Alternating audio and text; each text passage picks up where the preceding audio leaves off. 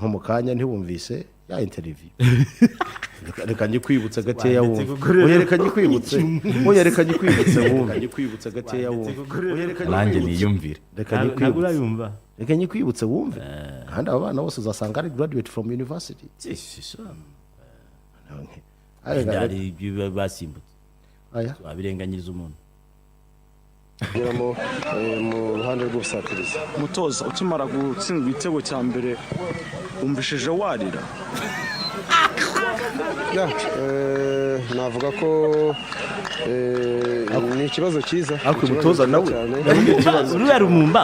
ari gutangira kuvuga amateka yawe yakinnye yatoje bari cyo bamaze ariko ubu nakubaza ubugoryi uzamureka ubundi oya uzamureka uretse gato wumva hano none cyiza izo situation zose.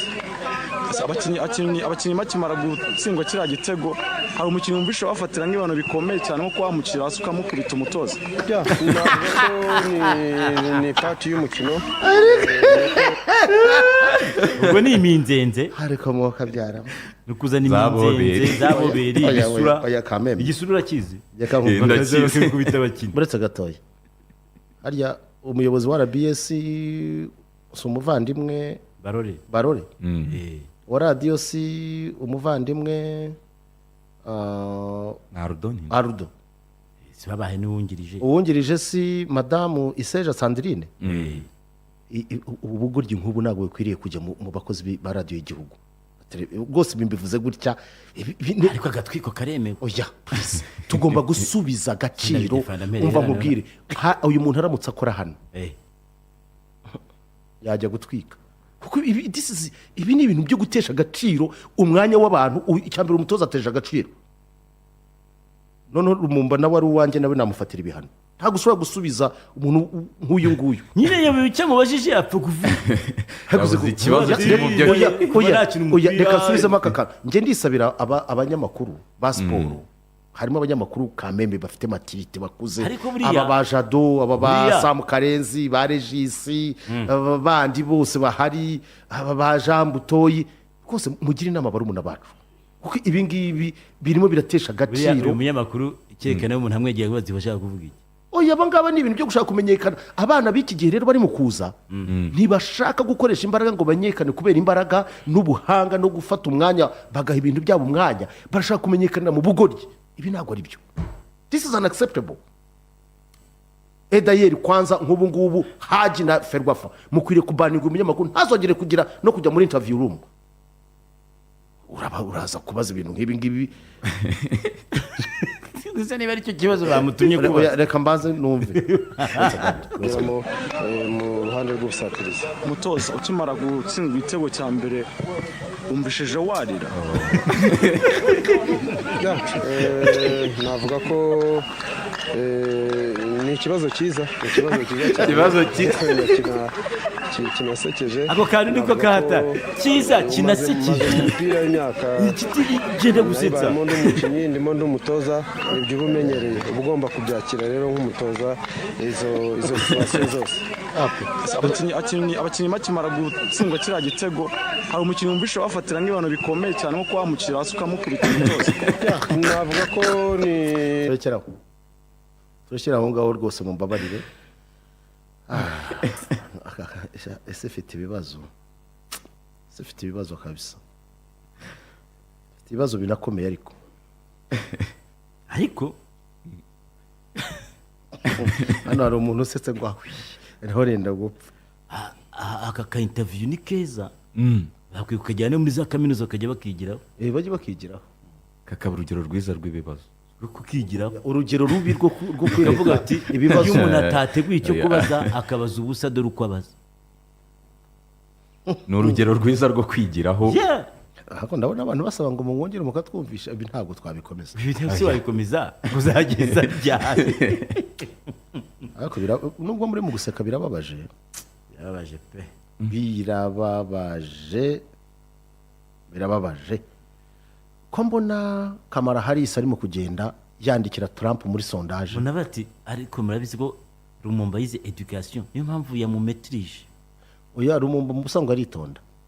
kuko ntekereza ko iki kibazo umwana yaza kukibaza abatoza ngiye kuvuga hano iyo abibaza nka kasa akabibaza bokasa akabibaza Eric akabibaza mashami mashami yaguye se ibi kubaza iki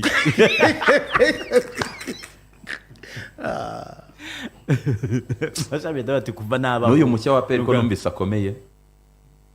ase bakimubaza nawe sinzi umunyamakuru wamubajije agahita amubwira ati ninde wakubwiye ibyo ubu ikibazo gikomeye hano ndaza kugishyira aba bana bo muri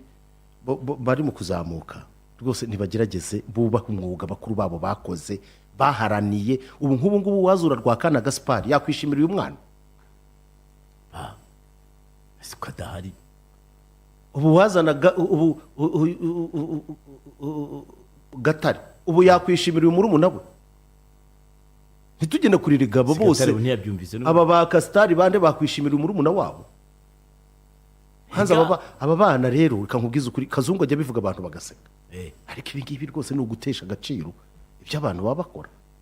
umuntu yavuga ngo ntajya muri interview bagatangira bakabura urajya muri izo interview ngo zimara iki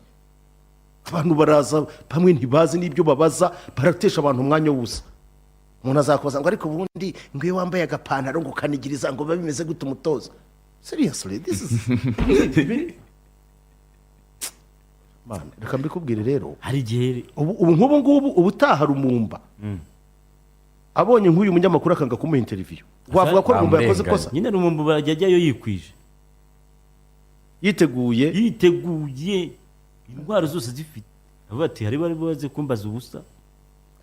ya rwose kameme reka nkubwira kandi hari umunsi uzajya kubona ubone hariya muri ya press conference iriya ahuriya ni press conference iriya cyangwa ni interview gusa bisanzwe ya ni interview uzajya kubona ubone bararwanya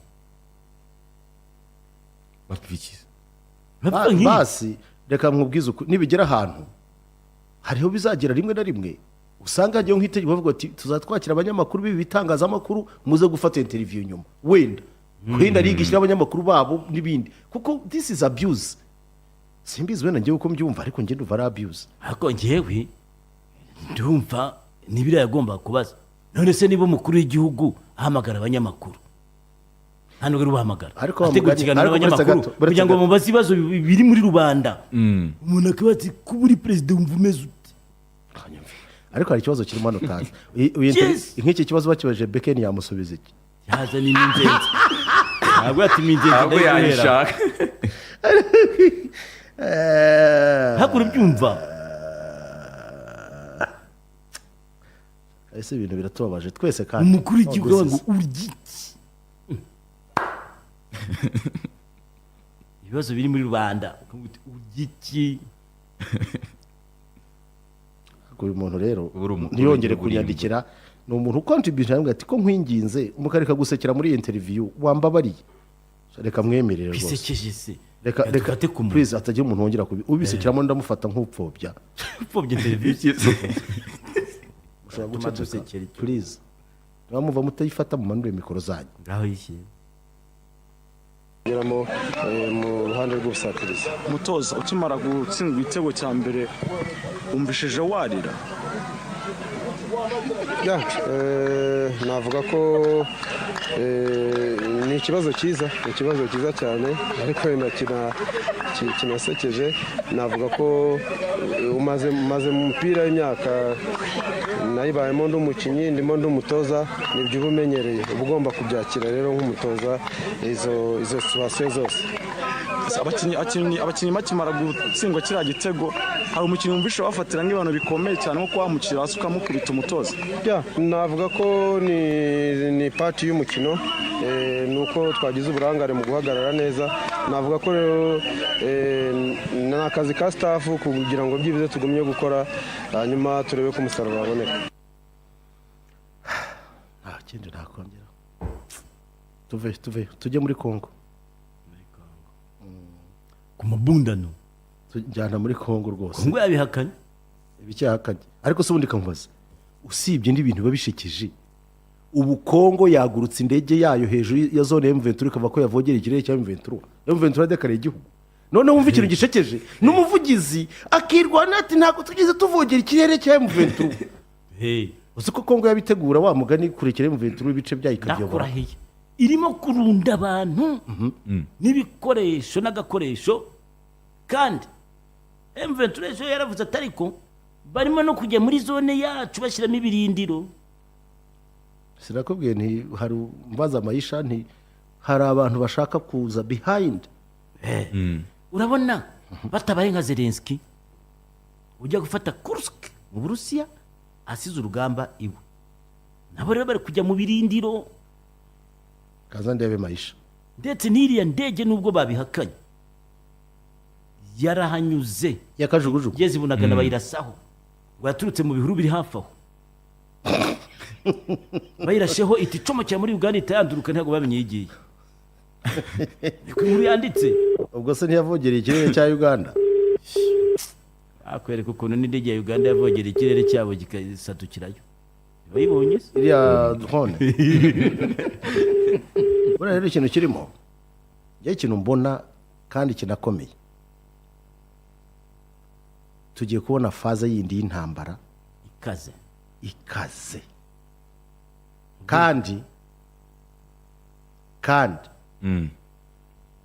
abantu nibitege ibi bintu bari mu gukina nabyo bishobora kuba ibindi. Ubwira ikintu kuva ya nama y'u Rwanda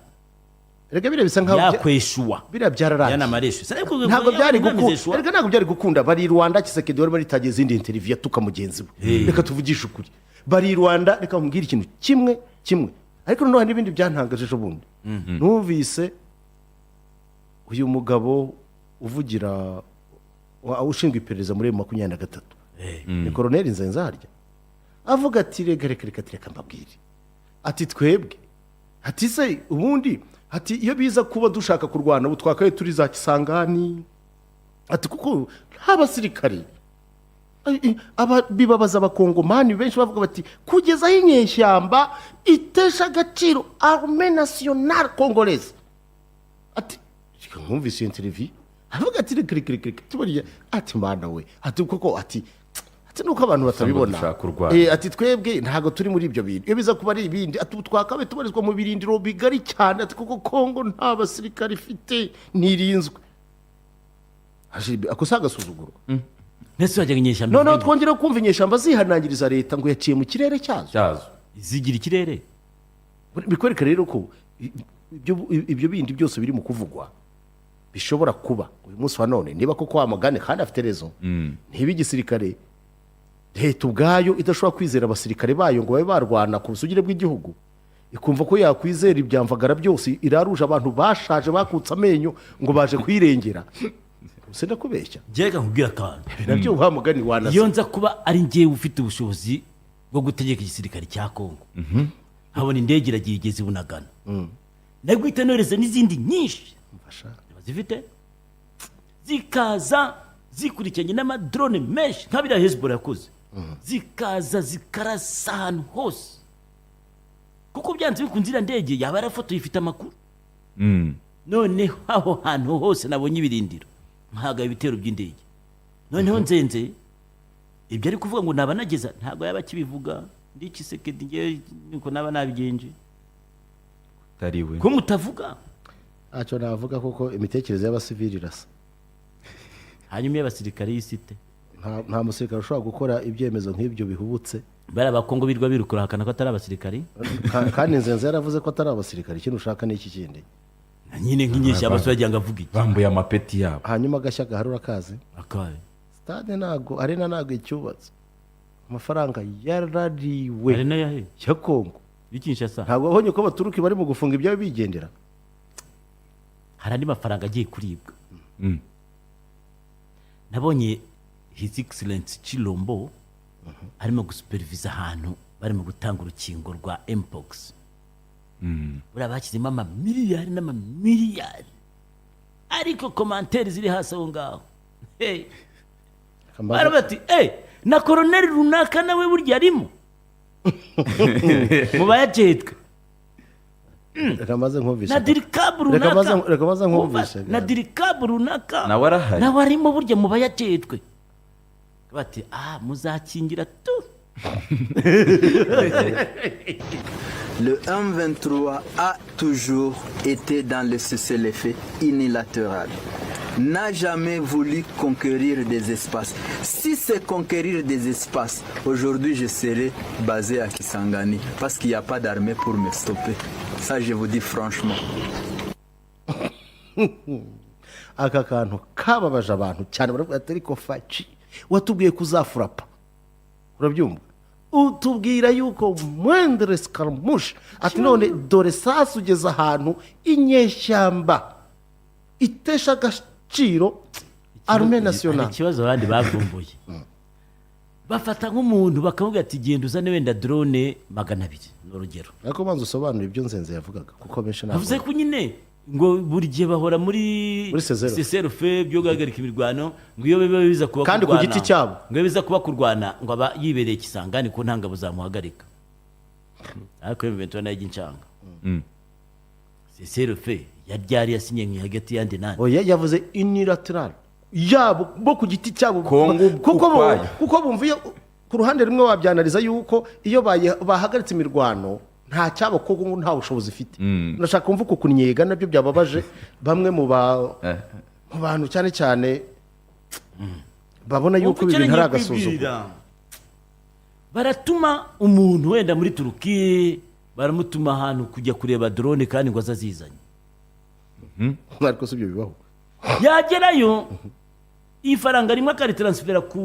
kuri konti y'umugore we. Nkamwe byabaye muri Afurika y'Epfo. Yego. Irindi kuri konti ya mushuti we runaka bakoranye none akazana dukeya tukavuga ati twasanze ibice byarahindutse. Nose ntibabonye drone MONUSCO yahaye ingabo za Kongo igakoresha ni harya bwa bundi bwa DJN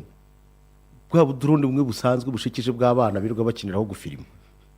Rero haba n'ibirori rwose akose ko nabonye ingabo za Kenya ngo zagiye gufasha MONUSCO ko uriya musaza yazirukanye mu ngabo za East Africa sizo za mbere hereho hase muri MONUSCO ntarazemera hari buze kuvuga ati no go back.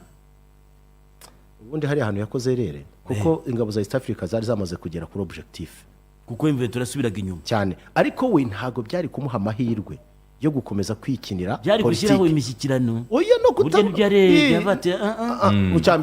icyambere ntiyabona ukuntu yari gutsinda amatora adakoze agashya nka kariya k'intambara. Urabyumva neza kuko urumva Mwendere Skaramushe yaramugurishije Mwendere Skaramushe icya kabiri nta washoboraga kuza kumwopoza mu magambo ayoboye urugamba urashaka n'amatora ariko yahagarika akabanza akavuga twicaye ku rugamba. Yes icya kabiri kiyongereyeho hariya ntago yari kubona uburyo abantu birira amafaranga kuko ubu ngubu hari ibintu bidasabwa no kujya ubu intwaro ziragurwa nk'uko babivuze. Ubu ndavuga ati genda uzane igifaru akashobora kuzana nk'igifaru cyakozwe mu ntambara ya kabiri y'isi. Bambaye nkakubwira kandi tutaragenda kambira bavumba ibiro 300 bya rekoruta byari bije mu Rwanda ibiro 300 bavuze ati bizanywe nande c'est une guerre économique. Ibiro 300 byakora bizanywe nande ukuntu yakashimangiraga ari kubyerekana vous voyez ici 300 kg 350 iyo bizana hano guerre économique le Rwanda vol ici iyo biza no kuza bari kwibasubiza kuko so bwa mbere basubijwe byafatiwe ku butaka bw'u Rwanda kandi ababigerageje kubihacisha mu buryo butemewe n'amategeko y'abakongomani. Ni hatari bazava ngo nimura ko ari intambara y'ubukungu ishingiye ku butaka bwacu.